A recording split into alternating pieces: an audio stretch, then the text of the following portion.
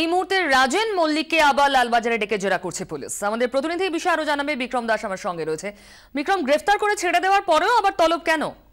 দেখো, পুলিশ যেটা জানাচ্ছে যে তাকে কিন্তু গতকাল গ্রেফতার করা হয়নি, যদিও গতকাল জয়েন্ট সিভিক ক্রাইম তিনি নিজে দাবি করেছিলেন যে রাজেনকে গ্রেফতার করা হয়েছে, এমনটাই তিনি ঘোষণা করেছিলেন সংবাদ মাধ্যমের সামনে। কিন্তু কোনো অজ্ঞাত কারণে মাত্র 2-3 ঘন্টার ব্যবধানে তিনি তার বক্তব্য চেঞ্জ করেন এবং বলেন যে না, তাকে আটক করে জিজ্ঞাসাবাদ করা হয়। আজকে দ্বিতীয় দফায় ফের তাকে ডাকা হয় এবং তিনি আজকে বিকেলে লালবাজারে আসেন এবং তারপর থেকে কিন্তু তাকে টানা জিজ্ঞাসাবাদ করছে গুন্ডা দমন শাখার আধিকারিকরা। এবং সেক্ষেত্রে যেটা আমরা জানতে পারছি যে এই অভিযুক্ত ব্যক্তিকে জিজ্ঞাসাবাদ করে তদন্তকারীরা জানতে চান মূলত যে বিষয়টি, তা হলো যে এই যে চক্র, সেই চক্র দালাল চক্রের সঙ্গে কারা কারা জড়িত রয়েছে, সেক্ষেত্রে কোন কোন ডাক্তার, কোন কোন হাসপাতালের কর্মী কারা কারা যুক্ত রয়েছে, এই বিষয়ে নির্দিষ্ট তথ্য পেতেছেন তদন্ত করেন। সেই কারণে কিন্তু তাকে আজকে ফের জিজ্ঞাসাবাদ করা হচ্ছে। বিক্রম, ধন্যবাদ। সিন্ডিকেট নিয়ে দলকে ফের সতর্ক করলেন মমতা বন্দ্যোপাধ্যায়। স্পষ্ট জানিয়ে দিলেন সরকারি প্রকল্পে দলীয় নেতাদের হস্তক্ষেপ বরদাস্ত করবেন না তিনি। মানুষের সঙ্গে ভালো ব্যবহার করার জন্য নেতাকর্মীদের নির্দেশ দিয়েছেন। খারাপ ব্যবহারের অভিযোগ ওঠায় আজ তৃণমূলের নীতি নির্ধারণ কমিটির বৈঠকে আরামবাগের সাংসদ অপরূপা পোদ্দারকে তিরস্কার করেছেন মমতা।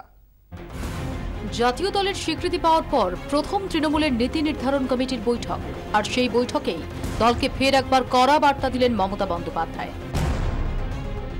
সিঙ্গুরে সুপ্রিম জয়ের পর টাটাদের গোয়ালতোড়ে কারখানা তৈরির প্রস্তাব দিয়েছেন মুখ্যমন্ত্রী। শিল্পায়নের লক্ষ্যে দ্রুত এগোতে চাইছেন তিনি। গত 5 বছরে বারবার শিল্পের সিন্ডিকেটের দৌরাত্ম্যের অভিযোগ উঠেছে। অধিকাংশ ক্ষেত্রে নাম জড়িয়েছে শাসক দলের স্থানীয় নেতাদের। বাদ যায়নি সরকারি প্রকল্প। এবার গোড়া থেকেই এসবে হ্রাস টানতে চাইছেন মুখ্যমন্ত্রী। শুক্রবার দলের নীতি নির্ধারণ কমিটির বৈঠকে তিনি বলেন, সুপার স্পেশালিটি হাসপাতাল ভবন তৈরির কাজ সহ কোনো সরকারি প্রকল্পে দলের নেতাকর্মীরা হস্তক্ষেপ করবেন না। বর্ধমান বীরভূম সংযোগকারী নির্মীয়মান রাস্তার কাজ নিয়ে অভিযোগ পেয়েছেন মুখ্যমন্ত্রী। বিষয়টি তিনি পূর্তমন্ত্রী অরূপ বিশ্বাসকে দেখার নির্দেশ দিয়েছেন। বাম জমানার শেষের দিকে বারবার সিপিএম নেতাদের বিরুদ্ধে উদ্ধত আচরণের অভিযোগ উঠেছে। এই নিয়ে দলকে সতর্ক করেছেন মমতা। আরামবাগের সাংসদ অপরূপা পোদ্দারের বিরুদ্ধে টোল প্লাজায় খারাপ ব্যবহারের অভিযোগ মুখ্যমন্ত্রীর কানে পৌঁছেছে। এদিন সাংসদকে তিরস্কার করে তিনি বলেন, মানুষের জন্য কাজ করতে হবে, মানুষের সঙ্গে ভালো ব্যবহার করতে হবে, ভালো ব্যবহারই শেষ কথা, এত ঔদ্ধত্য কাম্য নয়। অপরূপা পোদ্দারের জায়গায় দলের অন্য কেউ এমন আচরণ করলেও তিনি বরদাস্ত করবেন না বলে নেতাদের সতর্ক করেন মমতা। সংশোধিত ভোটার তালিকায় ভুল নিয়ে ইতিমধ্যে নির্বাচন কমিশনে অভিযোগ জানিয়েছেন মুকুল রায়, সুব্রত বক্সী। পঞ্চায়েত ভোটের আগে দলের নেতাদের ভোটার তালিকার দিকে কড়া নজর রাখার নির্দেশ দিয়েছেন মমতা বন্দ্যোপাধ্যায়। বৈঠকের পর ভোটার তালিকা নিয়ে নির্বাচন কমিশনের বিরুদ্ধে তোপ দাগেন পার্থ চট্টোপাধ্যায়।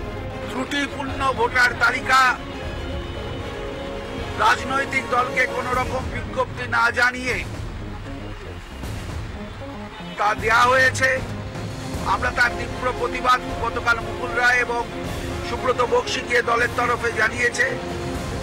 আজকেও আমরা বলেছি যে সে তালিকায় যথেষ্ট ভুল আছে, বিভ্রান্তি হচ্ছে।